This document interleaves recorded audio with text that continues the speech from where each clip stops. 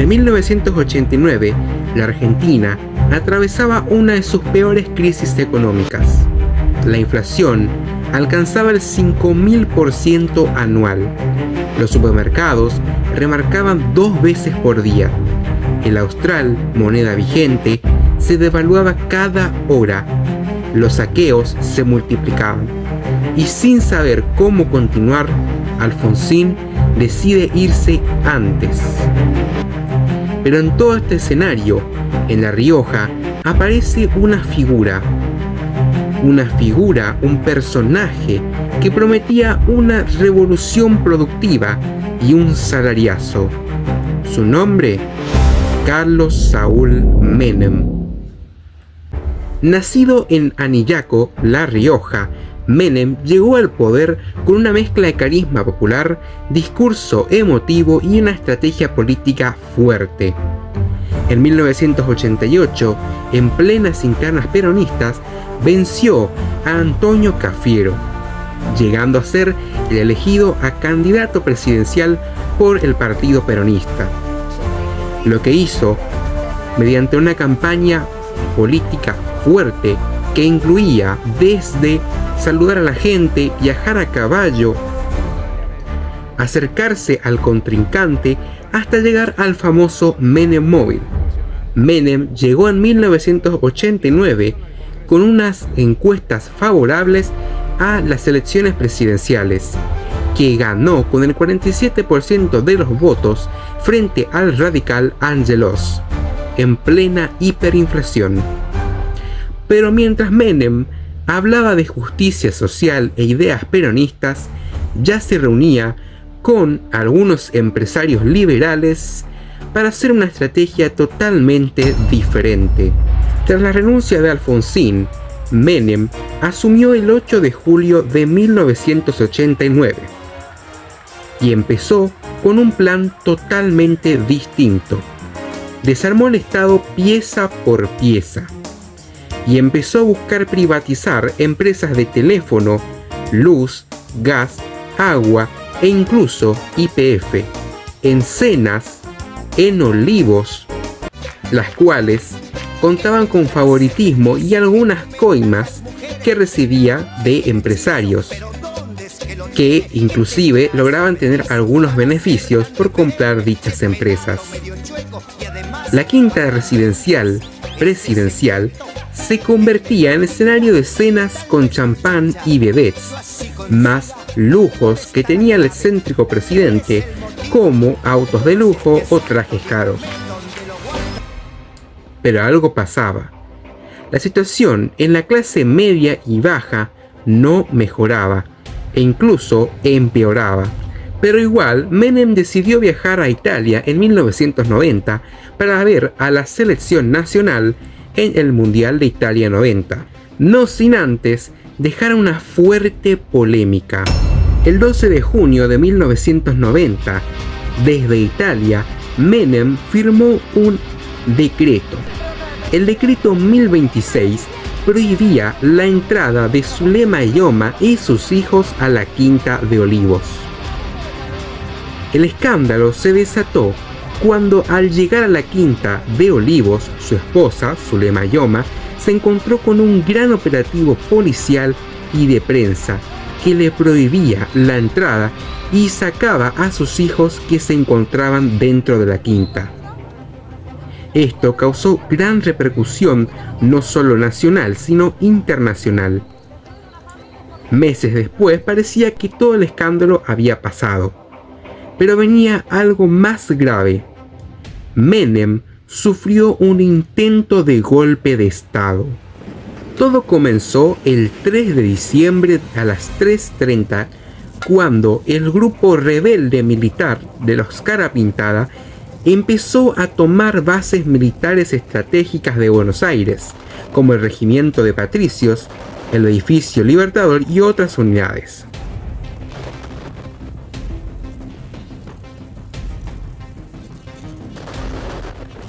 Si me dicen o me hablan o me preguntan cuál ha sido el momento de dolor en los últimos tiempos, La Casa Rosada se blindó totalmente para proteger al presidente, que dio la orden de reprimir sin intento de diálogo, más decretar estado de sitio para que las fuerzas leales al presidente lancen su contraofensiva, la cual funcionó, pero dejó al menos 14 muertos y 200 heridos. El intento de golpe fue aclarado y se dijo que fue en respuesta a los indultos presidenciales que fueron realizados por Menem a los militares del último golpe de Estado de 1976. A pesar del escándalo de los indultos, todo terminó ayudando a Menem, ya que incluso el presidente de los Estados Unidos, George Bush, visitó a Argentina al día siguiente para solidarizarse con el presidente. Pero la situación económica seguía igual, la hiperinflación seguía existiendo, y sin otra opción, Menem llamó a su salvador, Domingo Cavallo.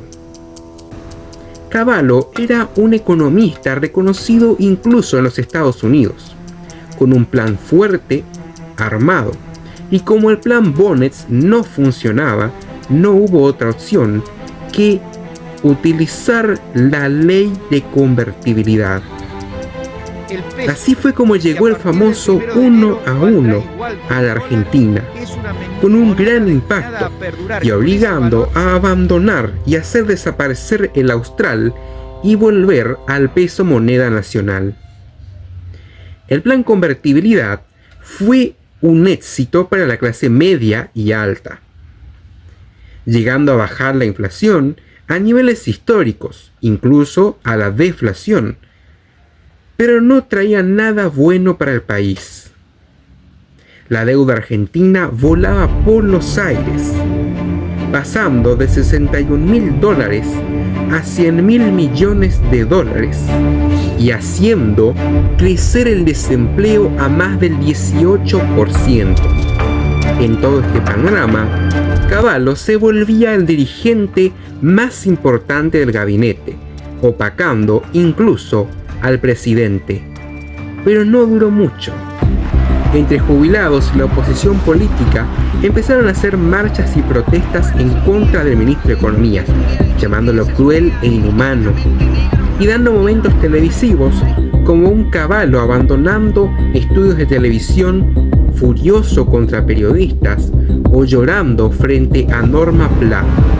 No llore, señor. Pero aquí no terminaba todo, ya que mientras el ministro de Economía se incendiaba, el presidente aprovechaba.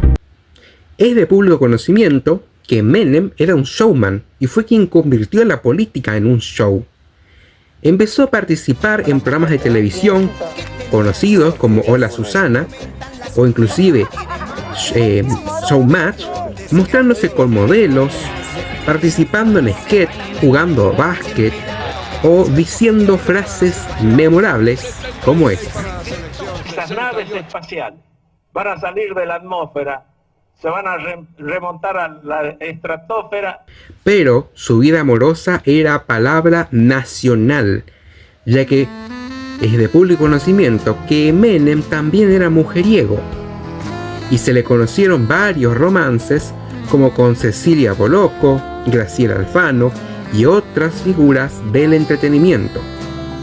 Pero mientras el público hablaba de sus amoríos, los periodistas más fuertes del momento, como Jorge Lanata, no daba la sensación de un presidente hablando después de una elección. No, nadie está pidiéndole al presidente que...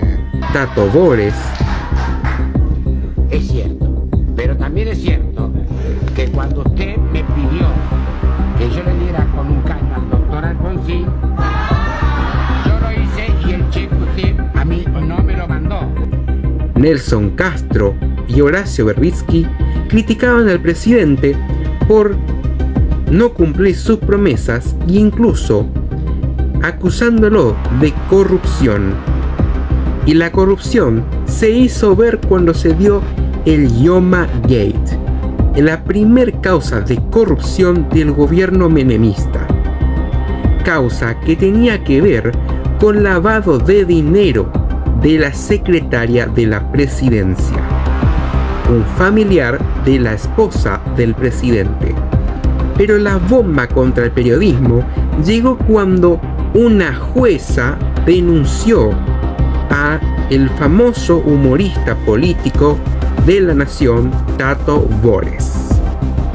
En 1992, esta jueza denunció a Tato Bores por decir que en uno de sus sketches iba a ir contra su honor.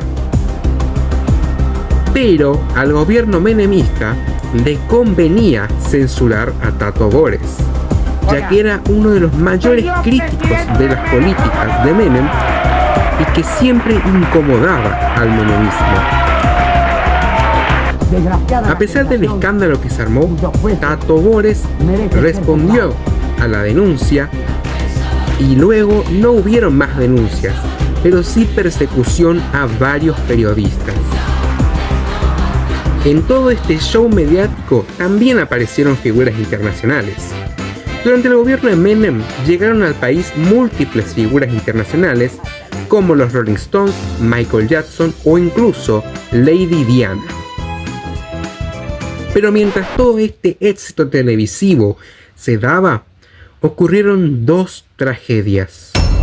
El 17 de marzo de 1992, a las 2:47 de la tarde, un coche bomba explota frente a la embajada israelí en pleno barrio del Retiro, Cava, dejando 22 muertos y más de 200 heridos.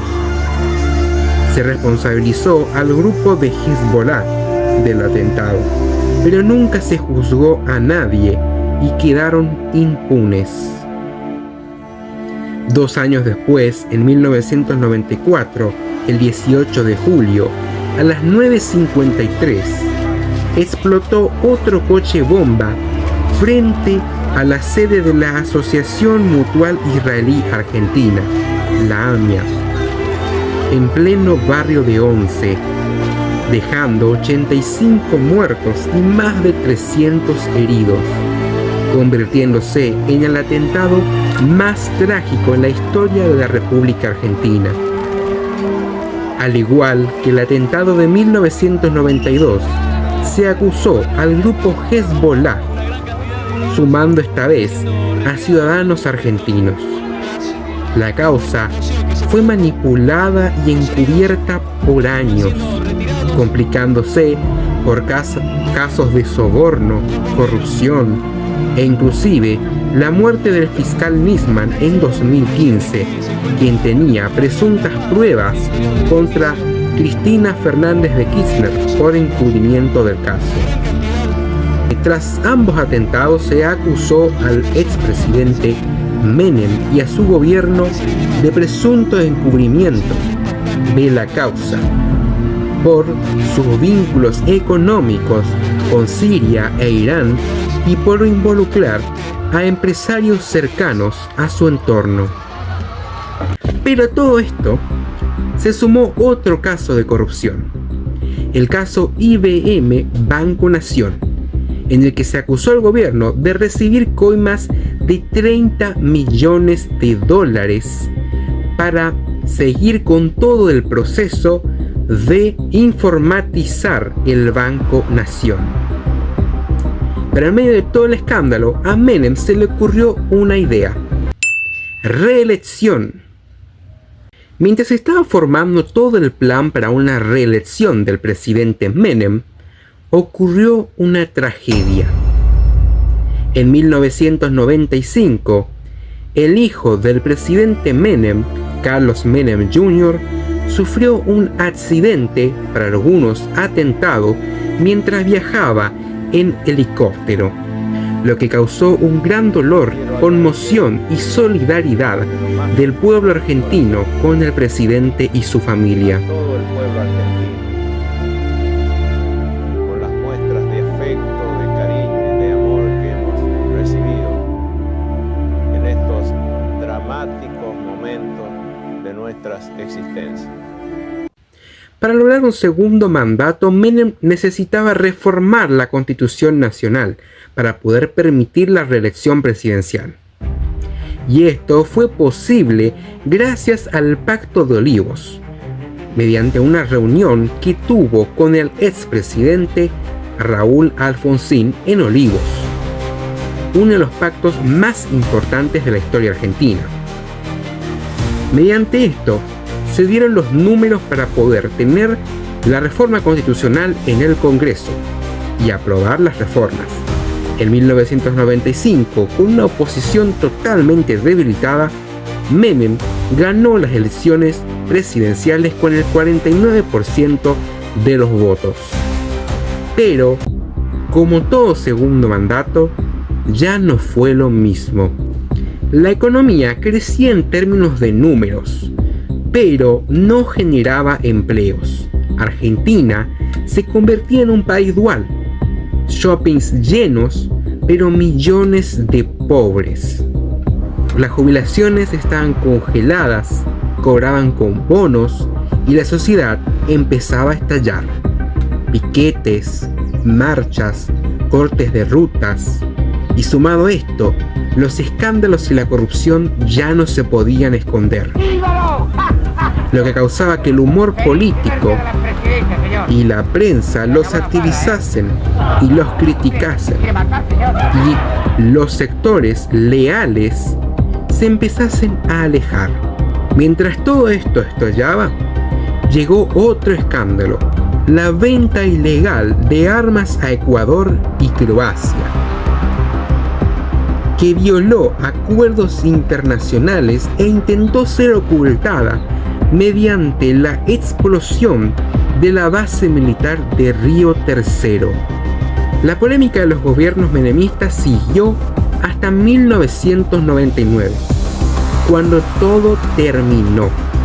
El menemismo perdió las elecciones con su candidato Duhalde contra Larrical de la Rúa, a quien le explotó la bomba de la convertibilidad en 2001.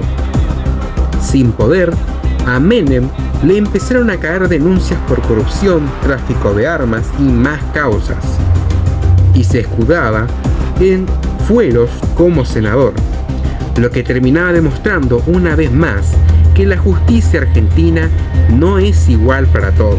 Así terminó una década política, una década totalmente distinta, llena de excesos y problemas, así como de cambios, con un personaje que dejó más preguntas que respuestas.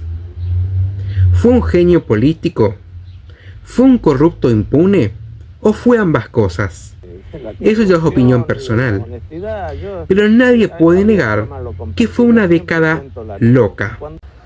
Y con esto terminamos con el video de hoy sobre una de las décadas políticas más locas y complicadas de la historia argentina.